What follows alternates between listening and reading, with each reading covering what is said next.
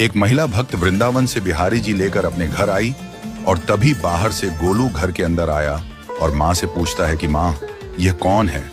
तो मैया ने बोला, ये भगवान हैं और ये ही हमारे मालिक हैं। अब तो घर में जब भी कोई नई चीज बनती तो सबसे पहले बिहारी जी को भोग लगता।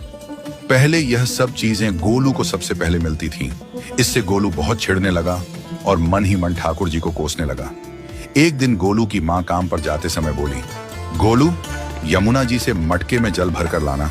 जब गोलू पानी भरने के लिए जाने लगा तो जाते जाते बिहारी जी को कहने लगा, खाने के लिए तो सबसे पहले तैयार रहते हो, लेकिन काम तो मुझे ही करना पड़ता है। अगर यहाँ रहना है तो काम करो। कहकर गोलू यमुना जी से जल भरने के लिए चल पड़ा। गोलू जब यमुना जी में जल भरने लगा तो उसने देखा कि यमुना जी के अंदर बिहारी जी विराजमान हैं और कह रहे हैं, ला गोलू, घड़ा हम भर देते हैं। गोलू उनको देखकर हैरान हो गया और बोला, नहीं नहीं, मैं अपने आप भर लूंगा। लेकिन ठाकुर जी ने उसके हाथ से घड़ा ले लिया और भरकर घर ले आए। गोलू घर आकर डर रहा था कि अगर माँ को पता लगा कि मैंने ठाकुर जी से काम करवाया है तो आज मेरी पक्की पिटाई होगी। माँ ने घर आकर बिहारी जी को गीले कपड़ों में देखा तो एकदम से हैरान हो गई और कहने लगी कि गोलू, ये जरूर तेरी शरारत है, जरूर तूने ही इन पर जल डाला है। गोलू ने अपनी माँ को समझाने का बहुत प्रयास किया, लेकिन माँ ने उसको डांट कर चुप करा दिया और ठाकुर जी के भीगे हुए वस्त्रों को बदलने लगी। अगले दिन जब माँ ने गोलू को अनाज पिसवाने का काम दिया तो बिहारी जी फिर अनाज का कनस्तर ले आए और माँ को ठाकुर जी के वस्त्रों के ऊपर सूखा आटा पड़ा मिला।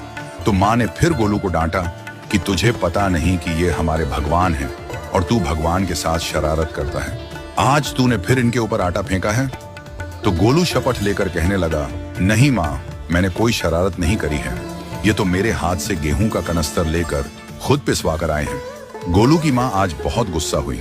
अगले दिन फिर माँ बोली, बेटा गोलू, आज तुम्हारे बाबा बाहर गांव से वापस लौट आएंगे। बस आज का ही काम है, तुम जंगल से थोड़ी लकड़ियां ले आना।